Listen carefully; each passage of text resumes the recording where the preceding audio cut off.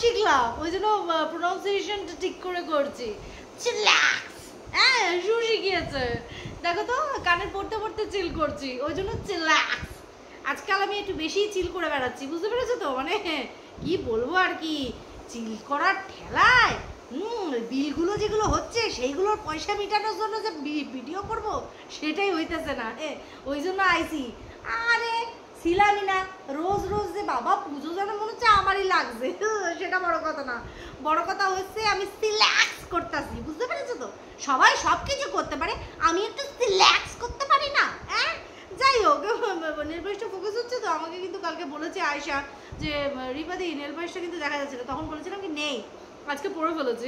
যাই হোক, সেটা বড় কথা না। বড় কথা হচ্ছে গতকাল রাতে শুয়ের ভিডিওটা আমি দেখি, তো সেটাকে আমি আজকে দেখলাম কাকু টাকু বিষয়টা উঠে আসছে। আর এই কাকু কাকু মানে রবটা চারিদিকে তো মাঝে মধ্যে খুবই ওঠে, তোমরা জানো। তার আগে ভিডিও শুরু করার আগে প্রথমেই বলি, তনুশ্রী ঘোষাল, যে কিনা আমাদের খুবই চেনা পরিচিত একজন ক্রিয়েটার, যার কিনা নোখ আমার থেকেও মাচ বেটার, আর যে কালারের উনি ড্রেস পরেন সেই কালারেরই ওনার আরেকটা ভালো গুণ আছে, খুবই অসাধারণ গান টান পড়েন। তো যাই হোক, পাখাটা অফ করতে হবে কারণ পাখার আওয়াজ হচ্ছে, এসি অন করুন।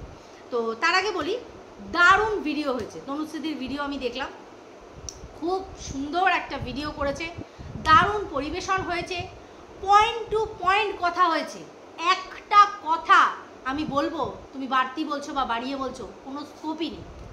অসাধারণ ভিডিও হয়েছে, অসাধারণ মানে অসাধারণ ভিডিও হয়েছে।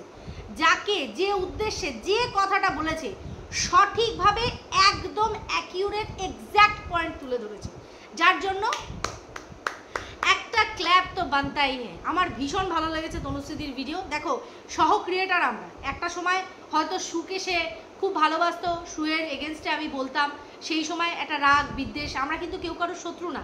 এই যে আজকে খোলা মনে সুয়ের সাথেও কোনো শত্রুতা নেই কিন্তু হ্যাঁ, আজকে যদি সু আমার কোনো ভুল দেখে অবশ্যই করে মুখের ওপরে বলবে তুই এই ভিডিওটাতে যেটা বলছিস সেটা ভুল, কিন্তু বলার ধরন আমরা চেঞ্জ করেছি। ঠিক সেই রকমই সুকে নিয়ে আমি যখনই ভিডিও করি, সু কিন্তু ভালো করে দেখছে বা জানে আমি কিন্তু মজার ছলে একটা ইয়ার্কি ঠাট্টার মধ্যে দিয়ে হ্যাঁ একটু খোঁচা মারি, ঠেস মারি, সেটা তো আমাদের কন্ট্রোভার্সি ক্রিয়েটারদের একটা বিষয় না, এটা থাকতেই হবে।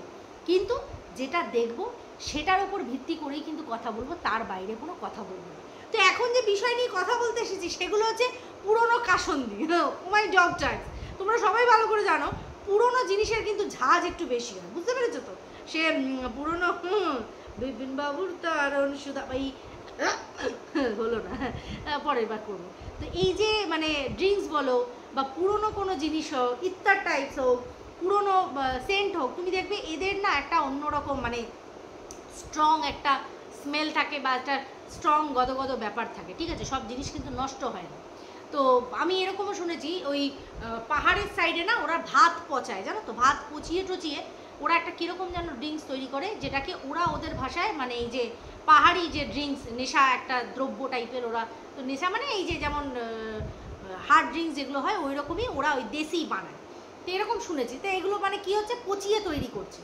তো কেন বলছি জিনিসটা, অনেক পচা জিনিস উঠে আসবে, সেখান থেকে দুর্গন্ধ বেরোবে, কিন্তু কি বলতো, যখন আজকের দিনটাকে তুমি শুধরেছো, কেন শুধরেছো সেটা যখন আমাকে তোমাকে বোঝাতে হবে, তখন আমাকে কিছু পুরনো কাসন্দি ঘাঁটতে হবে, ঠিক আছে? তার আগে বলি, welcome back to my channel. কেমন আছো তোমরা সবাই? আশা করি সবাই ভালো আছো, আমিও ভালো আছি। দিনের ফার্স্ট ভিডিও, আর অবশ্যই করে মহা ইম্পর্টেন্ট আর আমার সবচেয়ে স্পেশাল কন্টেন্ট সুকে নিয়ে। হ্যাঁ, সু আমার স্পেশাল কন্টেন্ট। আরে কি রে, আরে পুরোনো কিচেনে ডিম কারি রান্না করছিলিস দেখলাম, কালারটা কিন্তু লাজবাব টাইপস হয়েছে। দেখ, আমি কিন্তু প্রশংসা করতে চাই না, এই যে তোর গানের গলা, তোর অ্যাক্টিং স্কিল আমার ভালো লাগে, তো যার যেটা ভালো লাগে সেটা তো বলবোই, সেটা বড় কথা না। বড় কথা হচ্ছে তুই যেটা বললি সেটা হচ্ছে আদরের মারুর মাকে নিয়ে কিছু কথা। এই যে মা, মারুর মা হোক, আমার মা হোক, সুয়ের মা হোক, প্রত্যেকের মা হোক, উজ্জ্বলের মা হোক, কণিকার শাশুড়ি হোক, মানে এই সম্পর্কগুলো উঠে আসছে, বাচ্চার বাবার মা হোক, বুঝতে পারছি, মানে টিনের শাশুড়ি হোক না কেন, এই মাদের নিয়ে কিন্তু ওয়াইটিতে বড্ড পরিমাণে ঘোটালা হচ্ছে, জগা খিচুড়ি পেকেছে। হ্যাঁ, শুয়ের মাকে নিয়ে খুব কম বলা হয়েছে, শুয়ের মাকে নিয়ে কখনোই বলা হয়নি। আমি সবসময় বলেছি তোর সৎ মা ওইটা, কারণ তোর মুখের সাথে আমি মিল পাই না, তোর প্রতি যেন একটা টান আমার কম কম লাগে, যেন মনে হয় কাকুর তোর উপর টানটা একটু বেশি। ঠিক বলেছি কিনা বলবি? কাকুর একটু তোর প্রতি ঝুঁকাবারটা বেশি, কিন্তু মায়ের কিন্তু যেন মনে হয় মেজ মেয়ের প্রতি আর ছোট মেয়ের প্রতি যতটা, তোর প্রতি অতটা ঝুঁকাবে। মেয়ে তুই ফেলে দিতে পারবে না, কিন্তু সেই কারণে এই সৎ মা এটা কিন্তু আমি বলেছিলাম। কিন্তু কোনোদিনও নোংরা ইঙ্গিত মাকে নিয়েই করিনি, মানে কাকিমাকে নিয়েই করিনি, কারণ নোংরা ইঙ্গিত করার মতন কিছু নেই।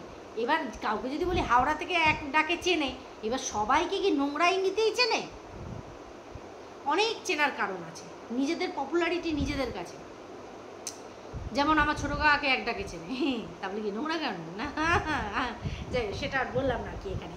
তো যেটা বলছি আর কি, যেমন আমার ভাসুর এক ডাকে আমার মেজো ভাসুরকে চেনে, তো সেটা কি নোংরার জন্য? আমার শ্বশুর এক ডাকে ওনার বাড়ি, এক ডাকে লোকে নিয়ে গিয়ে বাড়ির সামনে দাঁড় করে। তো এইগুলো কি বলতো, সবসময় নোংরা ইঙ্গিত হয়। কিন্তু আমার মাকে নিয়ে, এই বাচ্চার বাবার মাকে নিয়ে, ওদিকে হচ্ছে উজ্জ্বলের মাকে নিয়ে প্রচুর নোংরামি হয়েছে, প্রচুর নোংরামি হয়েছে। হ্যাঁ, ওয়াইটির দাদা ভাইয়ের মাকেও কিন্তু অনেক কিছু কথা বলা হয়েছে, অনেক কিছু কথা বলা হয়েছে যেটা উচিত ছিল না। দেখো, যেটা উচিত না সেটা না, সে কি করেছে আমি সেই কথায় আর এখন যাব না, কিন্তু তার মাকেও বলা হয়, উচিত হয় না। মা মায়, তোমার মাও মা, আমার মাও মা, কারণ মাকে আমি অবহেলা করতে পারি না। এই যে সুজ্ঞানটা, ও বলছি শুনে নে, এই সুজ্ঞানটা আমাদের কখন এসেছে বলো তো? আমরা যখন নিজেরা হোঁচট খেয়েছি। এক্স্যাক্টলি, আমরা যখন নিজেরা হোঁচট খেয়েছি, সেই হোঁচটটা থেকে আমরা শিখেছি যে এইরকমভাবে বলাটা ঠিক হয়নি বা বলাটা উচিত না। এই উচিত অনুচিতটা আমরা সেই দিন বুঝতে পেরেছি যেদিন আমরা নিজেরা ঠেক খেয়েছি। ঠিক আছে, পাখাটা বন্ধ করতে ভুলে গেছি, 1 সেকেন্ড দাঁড়ান। তো ঠিক সেরকমই মারুর মাকে নিয়ে এরকম কথা উঠেছে যে কাকু, যে স্পেশাল কাকুর কথা বেরিয়ে আসছে, সেই স্পেশাল কাকুর সাথে কি স্পেশাল সম্পর্ক মারুর, আর সেই স্পেশাল কাকুর সাথে মারুর মায়ের কি স্পেশাল সম্পর্ক। এই স্পেশাল সম্পর্কটাকে আমরা কিন্তু বুঝতে পারি কে কোন জায়গায় ঠেস মেরে কথাটা বলছে বা পিঞ্চ করছে। ঠিক আছে, কিন্তু আজকে মানে গতকালকে করা শুয়ের ভিডিওটাতে শু যেটা বলতে চাইলো সেটা হচ্ছে যে, প্রথম কথা, তুই যা হোঁচট খেলি বিশ্বাস কর, মানে তোর এই ফ্ল্যাটে যাওয়া আর ফ্ল্যাট থেকে ফেরত আসার কাহিনীটাকে তুই অ্যাকচুয়ালি না এলাবোরেট করতে পারছিস না ঠিক করে, একদমই ঠিক করতে পারছিস না। এই যে তুই বলছিস না যে এমন হঠাৎ করে কি হলো, শুধুমাত্র ভিউজের জন্য 12 বছরের সম্পর্কে 3 বছর ওয়াইটি করছি, হঠাৎ করে আমি ছেড়ে দিলাম। শোন, মানুষ ভিউজের জন্য অনেক কিছু করতে পারে, আমরা ওয়াইটিতে সোশ্যাল প্ল্যাটফর্মে দেখছি। তুই 12 বছর যেটা করিসনি, তুই 3 বছর ওয়াইটি করে তোর মনে হয়েছে যে জায়গাটা ভিডিও করলে আমার এখানটা একটা লাভ হতে পারে, সেই জায়গাটা তুই অ্যাপ্লাই করেছিস, অবশ্যই করেছিস। কারণ তুই যতবারই বলিস না কেন, তারা নমস্কার, আর যে লোক একটা আমার এই ভালো আমার বান্ধবীটাকে বলেছিল, হ্যাঁ, এই কথাটাই কেউ ডাইজেস্ট করতে পারছে না যে দাদা এই কথাটা তোকে বলেছে। তুই ভাব, কালকে দীপ্তিদি নিজে স্বীকার করেছে, কারণ তাকে সামনাসামনি দেখেছে। আমি কিন্তু ওই মানুষটাকে সামনাসামনি দেখিনি, তারপরে দাঁড়িয়েও বলতে পারবো যে ভদ্র, অসভ্য না ওই মানুষটি। ঠিক আছে দাদা, নো নমস্কার। এই নো নমস্কারটা শুধুমাত্র তোর অন্যায়গুলোকে সে সাপোর্ট করে, এই কারণের জন্য নো নমস্কার। বাজে লোক, তোকে বলেছে বলতো? আহারে, যাই হোক, সেটা কথা না, আর কি জায়গায় সেটা কিন্তু আমরা বুঝেছি, যার জন্য কিন্তু আমরা হজমই করতে পারিনি যে আর যাই করুক এটা পারবে না। তোর বড় বড় অন্যায়গুলোকে সে প্রশ্রয় দিয়েছে, এই সামান্য বিষয় তোকে এত বড় একটা নোংরা কথা সে বলে তোকে বাড়ি থেকে চলে যেতে বলবে? আর তুমি কত ডেসপারেট, তুমি হুড়ুত করে বাড়ি থেকে বেরিয়ে গিয়ে 24টা দিন তুমি একা কাটালে। এক দেখাতে ফ্ল্যাট পছন্দ হয়ে গেল, তার মধ্যে ইনভলভ করলি কাকে? কাকুকে। কি দরকার ছিল? কি দরকার ছিল? নিজে করছিলিস, কাকুকে ওখানে ইনভলভ করার কি দরকার ছিল? সেই মানুষটার ফেস লস করানোর কি দরকার ছিল? সেও হ্যাঁ হ্যাঁ করে, ওই যে বললাম না, মেয়েকে বড্ড বেশি ভালোবাসে, মেয়ের সব কিছুতে তাকে সাপোর্ট করা। আজকে তুই বাড়ি থেকে বেরিয়েছিস, কি হলো? ওইখানে বেরিয়ে মাল ফাল খেলি, তোর মেজো বোন যে এইভাবে মাল খায় লোকে মুখে বলতো, সেটা তুই জলজান্ত প্রমাণ করে দিলি, সেটা নিয়ে খিল্লি ওড়ালি। দেখো কে কি নিজের লাইফে খাবে না খাবে সেখানে আমরা হস্তক্ষেপ করতে পারি না, কিন্তু মনে আছে তো তোর বোনকে নিয়ে কথাটা উঠেছিল যে বিচে বসেও কিন্তু বিয়ারের বোতল দেখা গেছে, তখন কিন্তু তুই বহুত অনেক বড় বড় কথা বলেছিলিস। সেইখানে সেই ফ্ল্যাটে আসার পরে তোর বোনের মুখ দিয়ে স্বীকার করালি যে হ্যাঁ ও মাল আনে, তার সাথে এত চাট আনে, দারুণ চাট বানায়, মানে একদম পেক বানায়। হ্যাঁ, দো পেক মার আর ভুল যা, দো পেক মার আর ভুল যা, ভুল যা ভুল যা ভুল যা, একদম ভুলবি না, ভুল যা। সেগুলো প্রকাশ পেল। ভাবতো এখানে কে ছোট হলো? নিজের ফ্যামিলিগুলোর মাথা হেড করালি। এগুলোর তো কোনো দরকার ছিল না, কিন্তু তুই করলি। তুই কি বলছিস যে লোকে বলছে যে হয়তো টাকা, আমি যদি আজকে এই চ্যানেল থেকে আমি এই ভিডিওটা দিই, অমুক চ্যানেল থেকে এই ভিডিওটা দিই, দুটো মিলিয়ে আমার কিন্তু ঠিক আমার মাসের যে ভাড়ার টাকাটা সেটা উঠে যাবে, কিন্তু খাওয়ার পয়সা তো আমার বর দিত। এখানটা আমি কিন্তু আটকাবো। তুই যখন বাড়ি ছেড়ে চলে এসেছিলিস তখন কিন্তু তোর বরকে তুই সঙ্গে করে আনিসনি, তাহলে দাদার ওখানে পয়সা দেওয়ার কোনো সিনসিনারি থাকছেই না। পুরো ভরণ পোষণের দায়িত্ব তোর নিজেরটা নিজের ওপরে ছিল।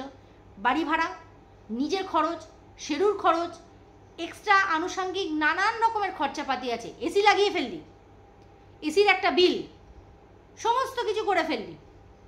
আজকে তুই ফটাং করে বলছিস খাওয়ার খরচটা তো আমার বরের ছিল। কবে থেকে?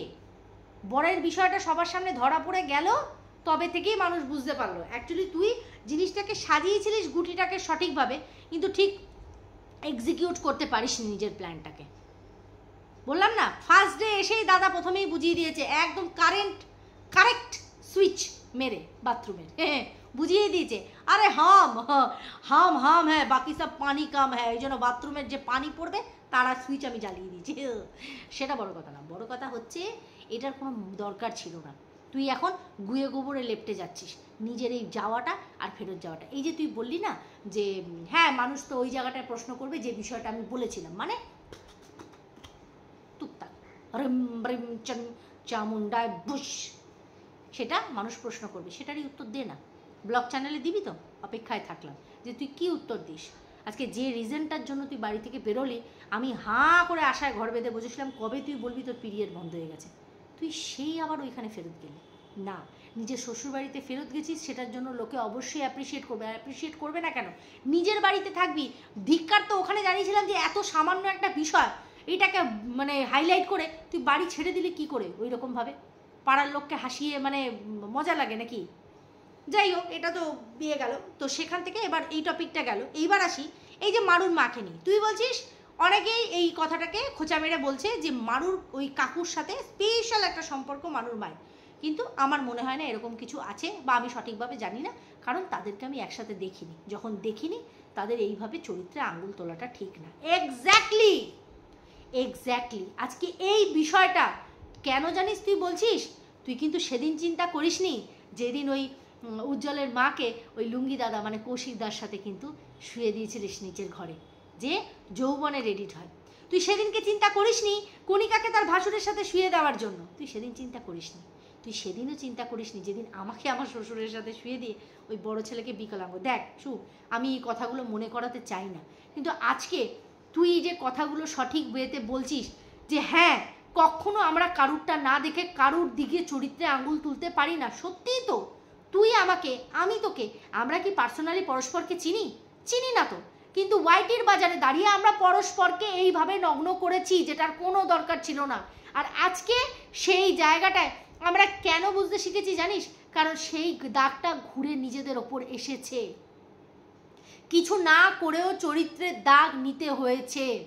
তোকে তোর ভাগনার সাথেই বল, আর আমাকে কারোর সাথেই জুড়ে দেওয়া বল রিচার্জের বাহানায়, তাই না?